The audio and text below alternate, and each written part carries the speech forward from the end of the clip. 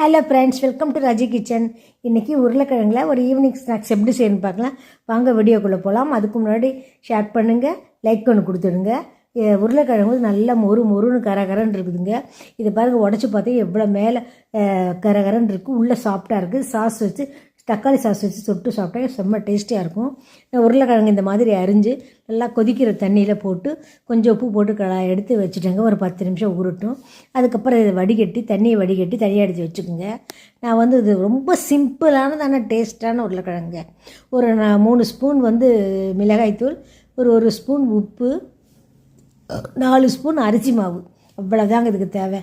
வேணா கொஞ்சம் கரம் மசாலாவும் போட்டுக்குங்க. போட்டு நல்லா தூவி பிசைஞ்சு எடுத்து வச்சுடுங்க. ஒரு 5 நிமிஷம் கழித்து எண்ணெயை நல்லா காய வச்சு பாருங்க, இதை தட்டில் அப்படியே எடுத்து வச்சோம்னா காஞ்சிட்டு இருக்கும். இது எண்ணெயை காய வச்சு ஒரு 4-5 எடுத்து போட்டு நல்லா ஒரு பக்கம் வந்த உடனே மறுபக்கம் எடுத்து போட்டு